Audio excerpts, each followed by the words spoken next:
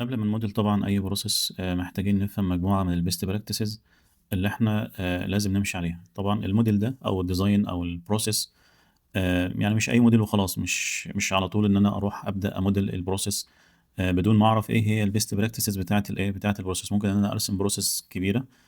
طبعًا الbusiness غالبًا بيكون معقّد، الbusiness process يعني بيكون معقّد. فلازم وأنا باdesign الprocess لازم أكون فاهم يعني إيه الbest practices بتاعة الmodeling في الإيه، في الprocess. لإن الBPM process أهم حاجة الmodeling بتاع الprocess ليه؟ بحيث يكون مفهوم ومقروء ويكون سهل بالنسبة لك وبالنسبة لأي حد تاني. حد تاني ممكن يكون business analyst، ممكن يكون project manager، ممكن يكون يعني أيًا كان حد business عادي، business owner أو أيًا كان يعني حد عادي، يبُص على الprocess يفهم على الأقل الmain flow بتاع الإيه، بتاع الprocess أو الhappy scenario بتاع الإيه، بتاع الprocess. ما تكونش الprocess معقدة لدرجة إن هي غير مقروءة، أو إن أنت حد يبُص عليها يكون مش فاهمها، أو developer يدخل مثلًا بعدك. بعد ده طبعًا مصيبة كبيرة إن developer يدخل بعد كده بعدك، أو حد يدخل يdevelop على الprocess دي، تكون بالنسبة له الدنيا معقدة هو مش عارف يdevelop فيها. فإحنا في الحالة دي مش هنبقى استفدنا حاجة من الإيه، يعني خلاص ما استفدناش حاجة من الBPM أو من الbusiness process. إن أنا بدل ما model وvisualize الكود اللي عندي ويكون الBPM بيorchestrate الbusiness وبيorchestrate الكود اللي موجود عندي بشكل واضح، بقت الدنيا معقدة أو بقت الرسمة نفسها معقدة، ما بقتش مفهومة. ففي طبعًا مجموعة من الbest practices قبل ما أدخل أdesign الprocess. إحنا طبعًا اتكلمنا في الفيديوهات اللي فاتت إن إحنا هنبدأ إن شاء الله في الإيه، في الcomplaint process. لكن طبعًا قبل ما نبدأ في الcomplaint process شُفنا الفيديو اللي فات summary كده من الAI عن الbest practices، وفي الفيديو ده إن شاء الله كده هنبدأ نشوف الmodeling best practices اللي موجودة معانا. وممكن نيجي برضه من على الموقع الرسمي بتاع كاموندا، هنلاقي إن في مجموعة من الbest practices في الmodeling. لو جيت هنا على docs.camunda هالاقي الusing كاموندا، هالاقي تحتها في حاجة اسمها best practices، وهالاقي برضه إيه الbest practices للmodeling. تعالوا كده نبُص عليهم بشكل سريع في الفيديو ده قبل ما إيه، ما نdesign الprocess بتاعتنا، بحيث وإحنا بنdesign الprocess نبقى يعني عارفين إيه المطلوب مننا وأنا باdesign الprocess. مش هادخل إن أنا أdesign كده وخلاص، لأ أنا هابقى يعني عارف إيه هي الbest practices وأنا باdesign الإيه، باdesign الprocess، بحيث إن أنا في النهاية إن أنا أكون باdesign process تكون مقروءة، تكون readable لأي حد يدخل على الprocess دي. طيب أول حاجة محتاج إن أنا أحطها في الاعتبار إن أنا أlabel الBPMN element اللي موجود معانا أو الnotation اللي موجود معانا. أنا مثلًا هنا باستخدم notation معين عشان أstart الprocess، باستخدم notation تاني عشان أend الprocess. تمام. محتاج إن أنا أlabel الإيه، الannotation ده أو الBPMN اللي موجود معايا، سواءً كان event بالشكل ده أو task أو gateway أو مثلًا error بالشكل ده كده. محتاج إن أنا أlabel كل إيه، كل element موجود معايا في الprocess بحيث يكون الموضوع واضح. هنا مثلًا إن أنا جات لي تويتة جديدة، فمعنى كده إن أنا عملت start للprocess، يبقى أنا كده خلاص عرفت إن الprocess بتstart لمّا ييجي لي new tweet. تمام. عرفت بعد كده إن في review، حد هيreview التويتة دي. بعد كده عرفت إن في gateway، الgateway ده غالبًا بيكون على شكل سؤال، وده هنعرفه برضه في الnaming convention اللي موجود معانا. بيكون على شكل سؤال. طب السؤال بيس بيدخل يpublish الإيه، التويتة. لو بno بيدخل يsend مثلًا notification وبيend الإيه، بيend في الحالتين طبعًا بيend الprocess، لكن مرّة بيend الprocess والتويتة rejected، ومرّة بيend الprocess والتويتة إيه، published. فده طبعًا خلاص أنت كده بصيت على الwork flow أو على الprocess، فهمت يعني الprocess بتتكلم عن إيه أو بتعمل إيه، وكل حاجة بتشرح نفسها في الإيه، بتشرح نفسها في الprocess. إيه تاني، إن أنا أmodel برضه يكون الmodel عندي ماشي بشكل يعني في سيمترية في الإيه، في الmodeling، بحيث برضه إن اللي بيدخل يبُص على الmodel يقدر ينتقل على طول للجزئية اللي هو إيه، اللي هو محتاجها من خلال إن أنا الgateways اللي موجودة، وإن أنا أعمل joining للإيه، أو إن أنا أsplit الgateways وأنا داخل. سواءً بقى أيًا كان بقى الgateway اللي أنا مستخدمه. طبعًا هنعرف كل gateway بعد كده بيستخدم في إيه، وإيه هي أنواع الgateways اللي موجودة معانا، لكن إحنا حاليًا بنتكلم على الbest practices في الإيه، في الmodeling. طبعًا أنت ممكن يعني ممكن خلاص يعني ممكن تجيب الland ده على طول على الإيه، على الtask، بس ده not recommended. دي حاجة. الحاجة التانية طبعًا يعني لو أنت عندك parallel gateways أو حاجة زي كده، لازم إن أنت تjoin الإيه، الgateways مع بعضها، بحيث إن هم يعني ينتظر لحد ما الإيه، ما التاسك التانية تخلص، خصوصا لو انت ماشي في باريري جيت ويز. من الحاجات المهمه برضو ان انا وانا بديزاين البروسيس، وانا بموديل البروسيس، موديل من الليفت تو رايت. تمام. خصوصا ان انا اوضح الايه الهابي باص وانا ماشي بشكل سيكونس كده. برضو النقطه اللي بعدها ان انا يكون الموديل بتاعي ريدابل وسيكونس فلو. تمام. من الايه من الشمال لليمين. وانا شغال كده خلاص بضيف مثلا هنا بريسيف ايفنت معين في تاسك هنا في جيت واي. فانا ماشي دايما كده بالهابي باص وانا شغال. طيب جالي جيت واي او في حاجه، سواء بقى كانت حاجه بارلي جيت واي او اكسكلوزيف جيت واي موجوده معايا، ممكن انزل تحت بالباصز التانيه وانا شغال. ويكون المين باص او الهابي سيناريو بتاع البروسيس موجود كده بشكل سيكونس، وانت شغال زي كده برضو. تكون ماشي بشكل سيكونس. الموديل برضو بتاعي لازم يكون واضح. الكونديشنز يعني بتاعت الموديل لازم تكون واضحه، بدل ما انا اكتب الكونديشنز ما تكونش واضحه. لا، يفضل ان انا اوضح الكونديشنز اللي موجوده عندي في جيت ويز، بحيث برضو ان اللي يبص على البروسيس يعرف هنا ان في هنا كونديشن وفي هنا مسارات مختلفه في الكونديشنز.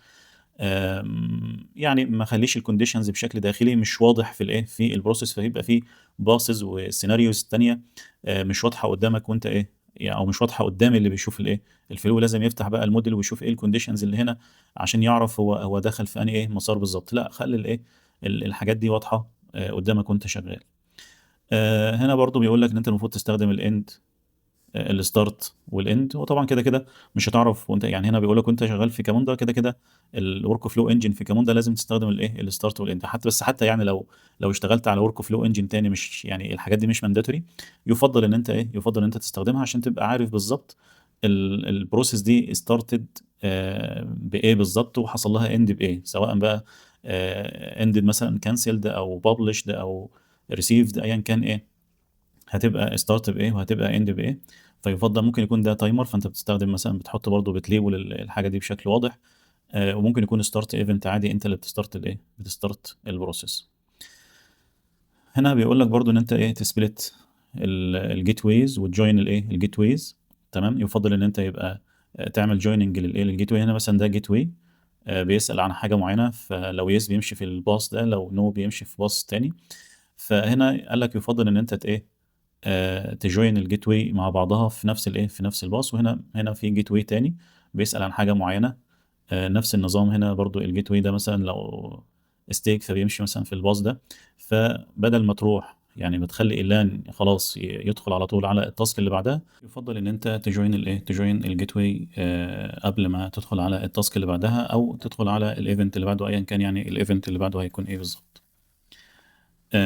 طيب عندنا ايه تاني؟ هنا بيقول لك ان انت تستخدم الاكس اور جيت ويز. يفضل طبعا انت تستخدم الجيت ويز، وايا كان برضو الجيت ويز اللي انت تستخدمها، سواء هتبقى بارل جيت واي او اكسكلوزيف جيت واي. وان انت تجوين الجيت ويز. طيب فدي برضو حاجات مهمة جدا من الحاجات اللي انت لازم تخلي بالك منها وانت بتموديل اي بروسيس. هنا بيقول لك يعني افويد اللانز. طبعا اللانز دي كانت ان انت ترسم لان كده وانت شغال. اللان دي مثلا بترتراي او حاجه زي كده. آه، هو هنا بيقول لك يفضل ان انت تحط البروسيس على طول بالشكل ده، ما تحطش تحتها اللان دي، يعني اللي هي دي كده بيسميها لان. تمام. اللانز دي يعني كان في بروسيس انجنز تانية زي اوراكل بي بي ام وحاجات زي كده. اللانز دي بتبقى مانداتوري فيها. تمام. يعني عموما طبعا كنا ساعات بنرسم كذا لان. يعني مثلا هنا كنا بنرسم لان على حسب الديبارتمنت او على حسب الرول، يعني كل رول بتبقى ماشيه في لان معينه. فكنت بتلاقي بروسيس كبيره كده في دي، مثلا لو هو يوزر، او ده لو هو مانجر، او ده لو هو سوبرفايزر، فبيكونوا تحت بعض في لانز زي كده. آه، هنا بيقول لك استخدم الكوربريشن دايجرامز بحيث ان انت توضح برضو لو البروسيس دي بتinteract مع حاجه تانية. يفضل ان انت تحط الحاجه اللي بيinteract معاها. ممكن يكون بتinteract مع الايميل مثلا، ان انت لما بتريسيف ايميل فبتبدا البروسيس تشتغل معاك. أو إن أنت في system تاني بتintegrate معاه. طبعًا هي ما بتبقاش integrations بشكل يعني actual، لأ، هو يعني الرسمة بس بتوضّح إن هنا في integration، تمام. إنما طبعًا ده مش معناه إن أنا إيه، يعني حاجة خاصة بالmail أو إن أنا بreceive email، لأ، هو هنا ده اللي بيreceive الemail، تمام، أو الemail بيtrigger الprocess من هنا، تمام. لكن ده ما هو إلا يعني حاجة في الرسمة بتوضّح آآ إن أنا بس هنا في إيه، في حاجة خارجية بتinteract إيه، بتinteract أو بinteract معاها. ممكن يكون invoicing system، ممكن يكون mail server أو حاجة زي كده أنا بinteract إيه معاها. آآ طيب عندنا إيه تاني؟ عندنا طبعًا برضه الnaming convention. الnaming convention مهم جدًا وأنت شغال. فهنا بيقول لك دي أمثلة إن أنت تستخدم الإيه، object وverb كده وأنت في الإيه، في الtask. زي مثلًا review draft، تمام، check invoice. ده طبعًا حد بيcheck الإيه، بيراجع الفاتورة أو بيcheck الفاتورة، فتسميه مثلًا إيه، check invoice، تمام. ده لو هي task، سواء بقى كانت service task أو user task أو كده. برضه لو sub process، في naming convention برضه معين في الإيه، في الsub process، بحيث يعني برضه يكون verb كده وobject زي draft review، تمام، invoice check. فبحيث إن هو إيه، تبقى الاسم الsub process برضه إيه، واضح، وفي naming convention للevents محتاج برضه إن أنت تخلّي بالك منها، سواء كانت timer أو start event أو end event. في naming convention برضه للgateways. يعني هنا مثلًا الgateway يُفضّل إن هو يكون على شكل سؤال invoice corrected yes، فبيمشي في مسار معيّن، no، فبيمشي في إيه، في مسار تاني.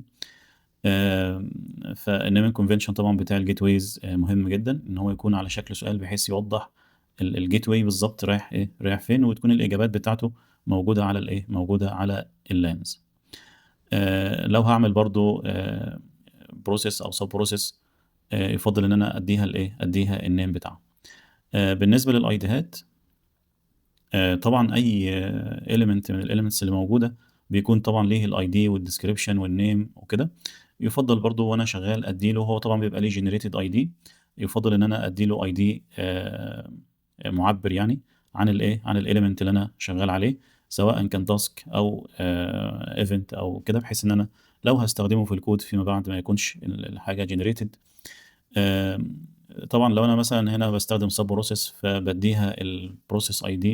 يعني مثلًا هنا واقف على الprocess فبيدّيها الID بتاعها، بيدّيها الname بتاع الprocess، بيدّيها الإيه، بيدّيها الprocess ID اللي هيبقى يعني deployed بالإيه، بالprocess ID ده.